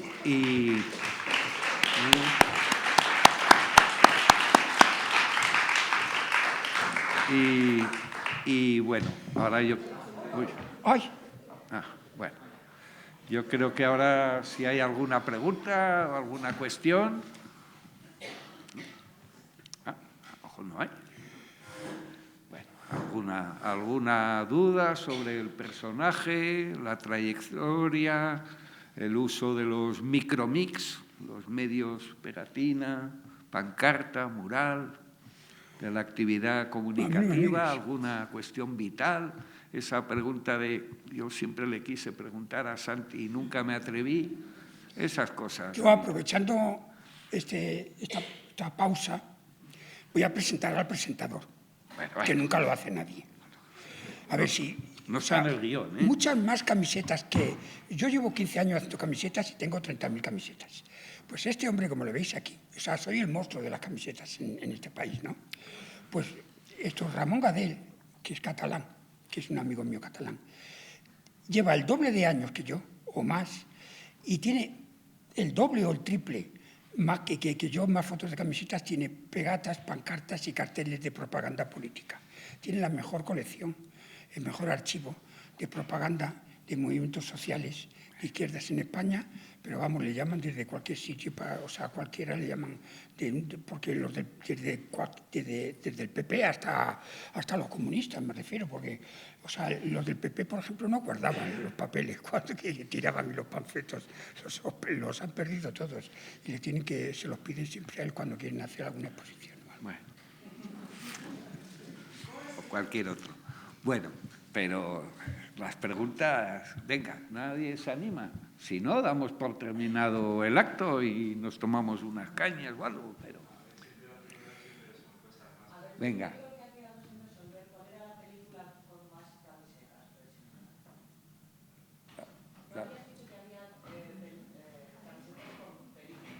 Sí. El tema de las películas. ¿Cuál sería la película que más has visto en camiseta? Efectivamente, sí, que recuerde. Buena pregunta. Pues con mucha diferencia de las demás, La Guerra de las Galaxias, que tengo cerca de 300. Y luego la siguiente, la verdad es que son las dos, no sé si en ese orden, pero son Pulp Fiction, El Padrino, La Naranja Mecánica, son las tres así que más recuerdo. Y con las series pasa lo mismo. Ya no me acuerdo cuál estaba en primer lugar, si Breaking Bad o esta, Pero en fin, son las más conocidas, refleja realmente lo que uno se puede imaginar. Tengo hecho un gráfico ahí en el Flickr de las camisetas.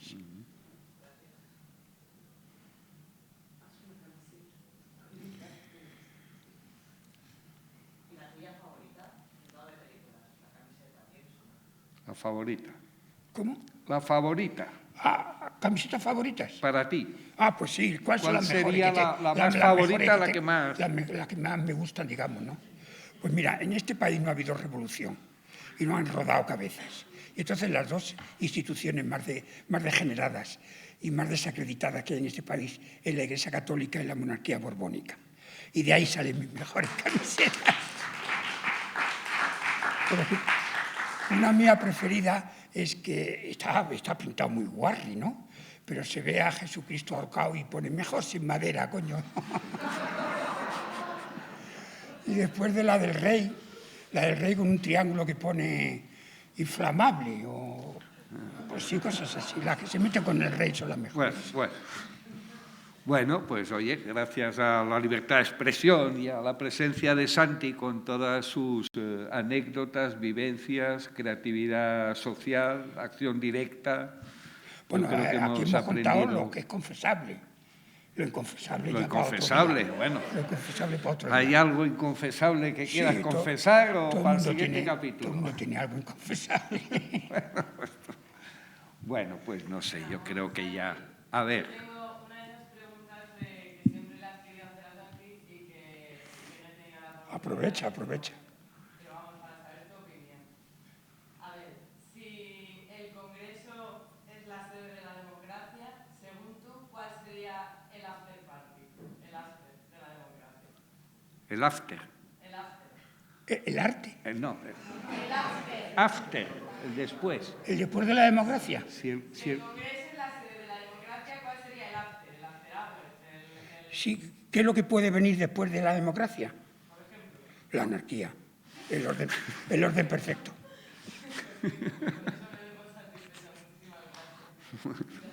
Nada.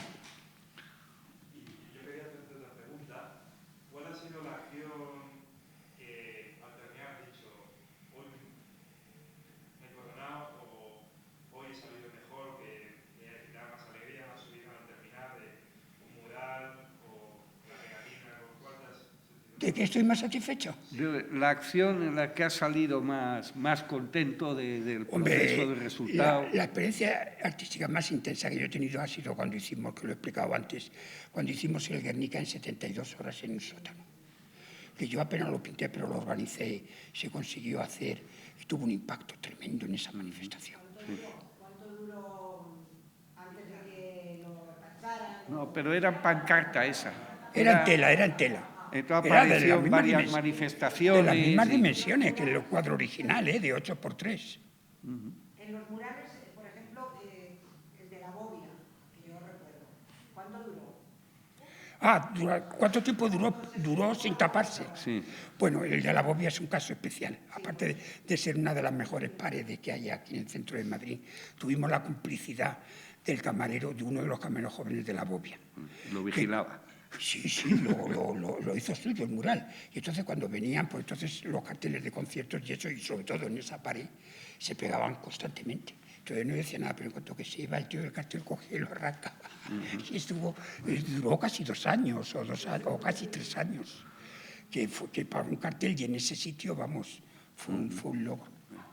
Estoy viendo, igual habéis visto alguna, ¿no? Por aquí por el barrio, ahí en la calle Lavapiés, se ha hecho un mural de Buda, por un lado, y por el otro lado hay como una cara de un mono, ¿no? No sé si lo habéis visto. Un mural en Lavapiés con la cara de un mono.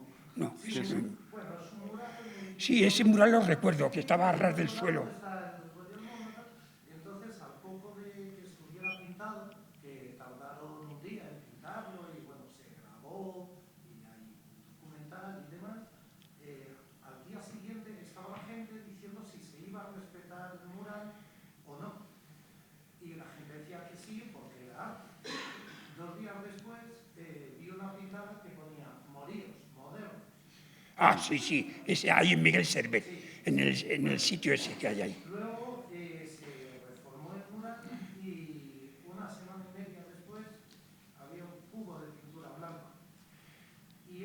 el cubo de pintura se dejó y hace poco estoy registrando las agresiones al mural. Que tengo el mural de partida y cada una de las agresiones, porque me parece bonito para hacer. Y tiene uno que es tu mural, ¿cómo es? Tu arte urbano, me sube el alquiler. Bueno. Sí, sí. Quería ver un poco tu opinión como persona que ha hecho murales y persona también que respeta, imagino, la libertad de opinión. ¿Cómo ves esta pequeña guerra en los muros del barrio? Pues es que no sé si te voy a contestar realmente a lo que ha preguntado.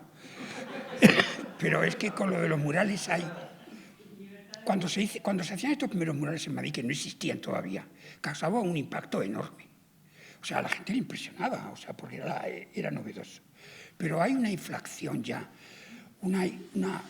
que hay demasiados murales. Hay ciudades que están machacadas por los murales en Vitoria, ahora en Salamanca, que los hacen, bueno, los financia el ayuntamiento y son de cualquier motivo, por cualquier sitio, en cualquier cosa.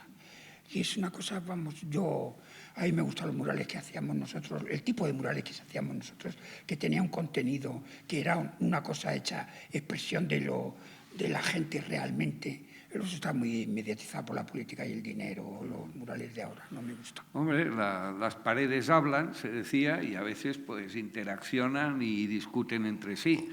Una cosa de los murales, que podríamos considerar como obra de arte, frente a las firmitas, pero la batalla de los tags es terrible, cómo se tachan, se pintan. Entonces, en ese sentido, yo creo que es consustancial al dinamismo, a la contracultura, a la conflictividad normal de una ciudad en nuestros tiempos. Unos ponen lazos, otros quitan, cada sitio tiene su batalla, ¿no? Y salvo las instituciones, que debería ser otra cosa, la calle pues es viva y en ese sentido pues difícilmente... Sí, de todas formas, el compañero que ha dicho el comentario este de muerte a los modernos tiene la virtud, ese mural, de que encontrar, porque ese tipo de cosas ya no se hacen ahora. Y eso realmente es la expresión de algo político, social, de alguien que tiene esa inquietud. No es algo mediatizado por la moda o el arte o algo así. Y entonces, una cosa que me gustaría decir es que nosotros practicamos con Macu y yo, porque los murales si no con Macu no los hubiéramos hecho, que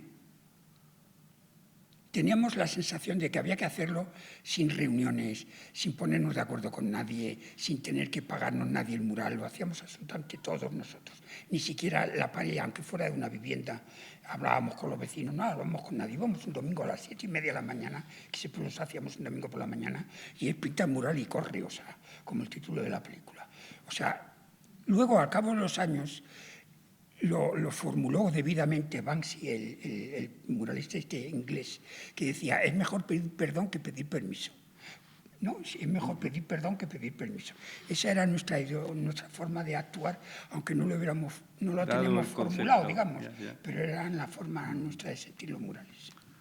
Muy bien. Bueno, pues acabamos y muchísimas gracias a Santi.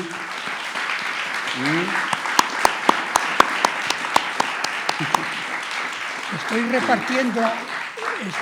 repartiendo esta tarjeta, si alguien no la tiene que me la pida, o a Macu, porque por detrás vienen los enlaces para ver desde el propio documental y bueno, pues el tráiler, rodaje y cosas, todo el material que he expresado aquí viene ahí puesto. Bueno, muchísimas gracias a todas y todos.